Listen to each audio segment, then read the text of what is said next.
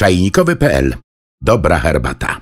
Taiping to bardzo wyjątkowa i nietypowa herbata. Słynie z tego, że ma największe liście spośród wszystkich zielonych herbat, co bardzo łatwo stwierdzić.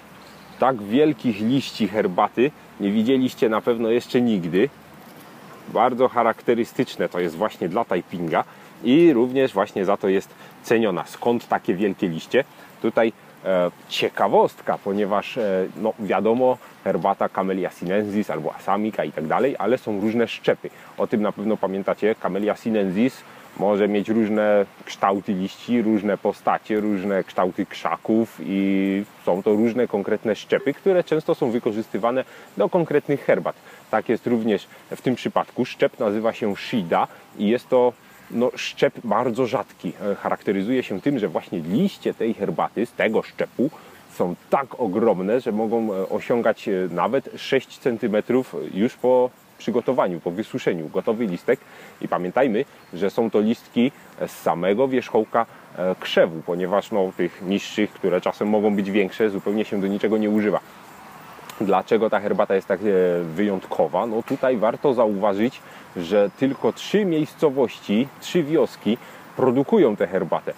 Tutaj mamy, ona w ogóle pochodzi z Taipinga, stąd ta nazwa, ale generalnie 3 miejscowości, które uprawiają tę herbatę, słyną z tego, że mają sprzyjające warunki atmosferyczne i klimatyczne w ogóle, żeby ta herbata mogła się tam udać. No i również tam występuje właśnie ten bardzo rzadki szczep. Z tym wiąże się ciekawa legenda. Ja bardzo lubię takie ciekawe historyjki związane z herbatą. Tutaj oczywiście po polsku nazywa się tę herbatę królem małp lub małpią głową. Różnie jakoś się to tłumaczy.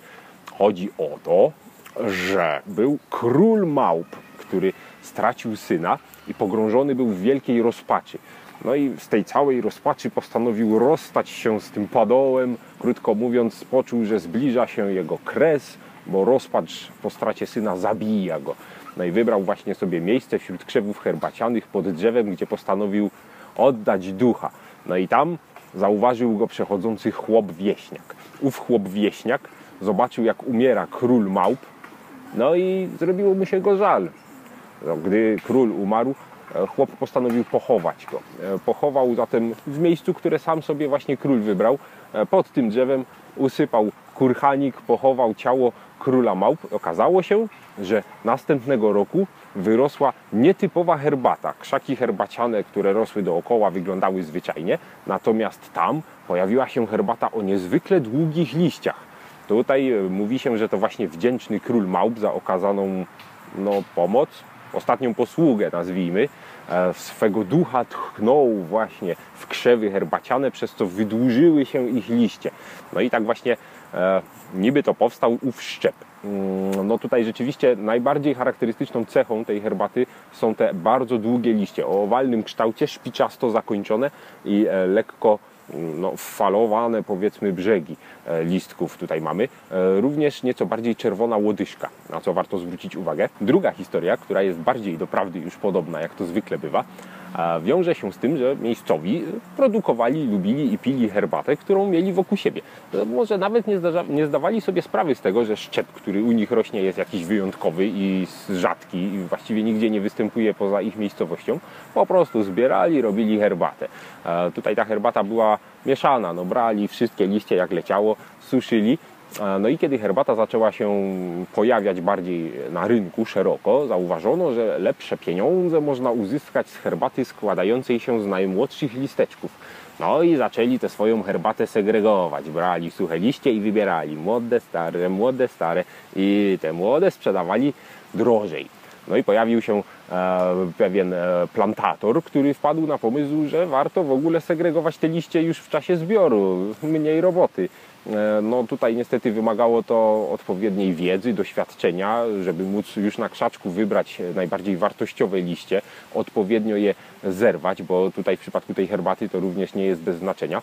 On zbierał te liście i właśnie produkował swoją herbatę tylko z tych najmłodszych i w ten sposób miał najlepsze warunki do sprzedaży swojej herbaty i nie musiał jej segregować później, no i nie musiał przy okazji jakby całego procesu produkcyjnego herbaty przeprowadzać również na tych starych, niepotrzebnych.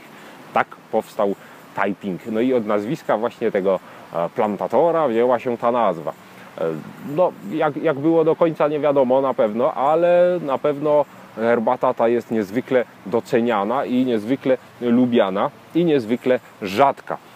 Warto wspomnieć jeszcze o samym procesie produkcji tej herbaty, ponieważ jest dość nietypowy. No jak wiadomo, herbata chińska zielona musi mieć na początek przerwaną fermentację, właściwie zatrzymaną. Krótko mówiąc, niszczy się enzymy zawarte w liściach dzięki wysokiej temperaturze. Chińczycy najczęściej robią to podprażając herbatę na patelniach, wokach, kotłach lub bardziej przemysłowo. W jakiś sposób trzeba po prostu zaraz po zbiorze liście sparzyć, podprażyć. Tu wymaga to większej pieczołowitości. Jak zwrócicie uwagę, tak wielkie liście, żeby mogły być w tej formie, zostać zachowane w ogóle już po całych procesach, jakie przechodzą, każdy etap musi przede wszystkim skupić się na tym, żeby liść nie został uszkodzony. Czyli przede wszystkim zbiór. Zbiór jest bardzo skomplikowany. Właściwie zbierać można go, herbatę bardzo rzadko można zbierać, ponieważ 12 dni w roku jest idealnych do zbioru tych liści. Co więcej, nie może padać deszcz, a poza tym nie może świecić słońce. I tak na dobrą sprawę zostają około 4 godziny w ciągu doby, w ciągu 12 dni w całym roku, kiedy można zbierać te liście. A jeśli przypadkiem się pogoda zepsuje, no to może się okazać, że z całych zbiorów nici. Robi się to tak, że herbata musi być zbierana w czasie mgły. I właśnie stąd te 3 wiochy, które produkują tę herbatę, mają odpowiednie warunki klimatyczne, ponieważ codziennie jest tam mgła, ale nie cały dzień. Ta mgła jest oczywiście rano, rosa, prawda, zamglone szczyty, wzgórza i w ogóle, ale godzina 10 zaczyna wyłazić słońce, mgła się rozprasza i już nie wolno zrywać. Tak więc wieśniacy w tych konkretnych 12 dniach, tutaj w zależności od roku i od pogody, mniej więcej w połowie kwietnia zaczynają się zbiory tej herbaty. 12 dni mamy, żeby nazbierać. Ruszamy bladym świtem w góry, żeby na 6 rano, bo wtedy można już zacząć, być już na miejscu i zrywać. Zrywa się najmłodsze, długie listeczki, które albo urywa się pierwszy, albo wiadomo tam pierwszy z drugim. Najpiękniejsze tutaj okazy tej herbaty to jest właśnie potrójny liść, tak spłaszczony i długi, czyli po prostu ponczuś i 2 kolejne. Wiadomo, najlepsza część herbaty.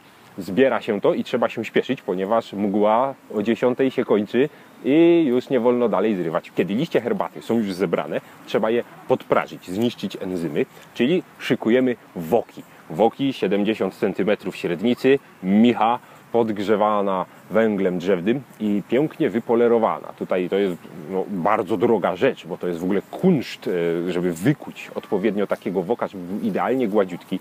Poleruje się kamieniami, za pomocą szmaty, olejem, w ogóle wszystko naraz. To musi być idealnie gładkie. Dlaczego? Bo kiedy te piękne liście trafiają do tego woka, nie może tam być niczego, co mogłoby je uszkodzić. Totalnie gładka powierzchnia.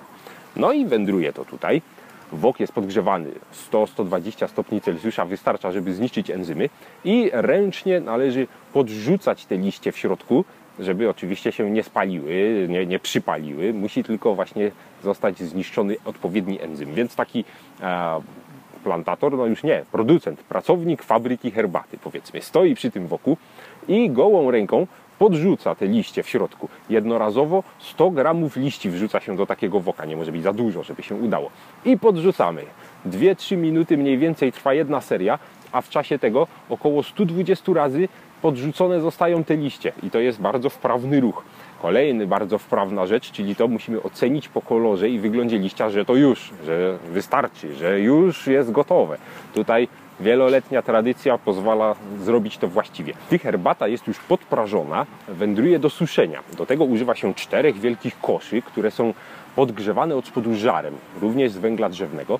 Pierwszy kosz 100 stopni, kolejny 90, 80 i 70. Odpowiednio długo musi herbata znajdować się w każdym z nich. Jest uciskana, dzięki czemu nabiera już tego kształtu płaskiego i suszy się ją w coraz niższej temperaturze. Żeby nadać ostatecznie taką właśnie płaściuteńką formę, zwróćcie uwagę, piękny wielki liść, ale płaski jak kartka papieru. Każdy z tych listków jest ręcznie dobierany, selekcjonowany. Mamy taką wielką ramę, całą pokrytą tkaniną, naciągnięta, jak płótno dla malarza właściwie, albo taka siatka na muchy w oknie, na pewno widzieliście, bardziej w tę stronę. Tutaj każdy z tych listków jest selekcjonowany, wybierany, najlepszy, najładniejszy, układany właśnie na tej tkaninie, jeden przy drugim, następnie za pomocą takiego drewnianego wałka wałkowany, no jak to inaczej nazwać, spłaszczany, wyrównywany, właśnie żeby tak wyglądał. I każdego tego liścia dotknęła ludzka ręka. To jest w ogóle nie jakaś przemysłowa robota. Stąd tak wielka cena i tak wielka wartość takich liści. Co ciekawe, zwróćcie uwagę, na każdym z tych liści widać w ogóle strukturę tkaniny, na której było to spłaszczane. Charakterystyczna siateczka jest jednym z elementów rozpoznawczych w ogóle tej herbaty. Tutaj, żeby zobaczyć, czy jest na pewno autentyczna, oryginalna i prawdziwa, musimy widzieć charakterystyczne struktury tkaniny na każdym z listków. No i właściwie tyle, jeśli chodzi o produkcję. No, brzmi fajnie, ale roboty z tym jest naprawdę dużo. Produkcja jest dość ograniczona, no bo kupa roboty, serio, kupa roboty i kupa ręcznej roboty. Herbata Taiping jest w Chinach ceniona jako herbata dyplomatów. Tutaj była zawsze, no w czasie jakichś właśnie prowadzonych spotkań dyplomatycznych, dyskusji, negocjacji, zawsze była używana jako upominek dla gości z innych krajów, dla różnych znacznych urzędników, ambasadorów. Zawsze Taiping był prezentem, bo to no, nie jest może najdroższa i najbardziej szlachetna herbata w Chinach, ale na pewno jedna z najrzadszych. No jakoś tak się dyplomatom przyjęło, że Taipingiem częstowali. Zaparzymy ją sobie zaraz, ale jeszcze dwa słowa na temat samego parzenia, bo no, jak widzicie, liście są ogromne, przez co sposób parzenia również musi być dość unikalny, ponieważ no, nie można w tradycyjny sposób zapewnić właściwych warunków do zaparzenia herbaty o tak wielkich liściach. Nie zrobimy tego w czajniczku, no bo jeśli mamy taki 6-centymetrowy liść wsadzić do czajnika, no będzie to kłopot. Połamiemy, pokruszymy, a on w dodatku jeszcze może cały nie być w wodzie. Gajwan w ogóle odpada, chyba że mamy taki wielki. Tutaj tradycyjnie Taipinga parzy się w wysokim, smukłym naczyniu. Możecie to zrobić w szklance albo w jakimś takim wysokim zaparzaczu. Musi to być no, najlepiej ze szkła, ponieważ widać charakterystyczny taniec liści. One w specyficzny sposób się otwierają, rozwijają i poruszają w ogóle w czasie parzenia, co cieszy jeszcze dodatkowo oko. Ale żeby była właściwie zaparzona, albo używamy szerokiej michy, albo smukłego naczynia i to częściej właśnie się w ten sposób robi. Woda do zaparzenia Taipinga powinna mieć około 80-85 stopni Celsjusza.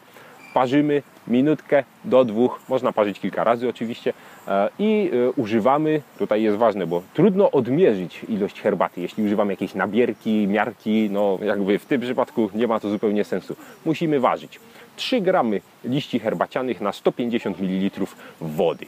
Parzymy kilkukrotnie, jeśli dobrze to zrobimy, a wierzę, że tak, zobaczymy taniec liści, a w aromacie odkryjemy tutaj no, kwiatowe przede wszystkim nuty, zwłaszcza orchidee. Zaczynamy.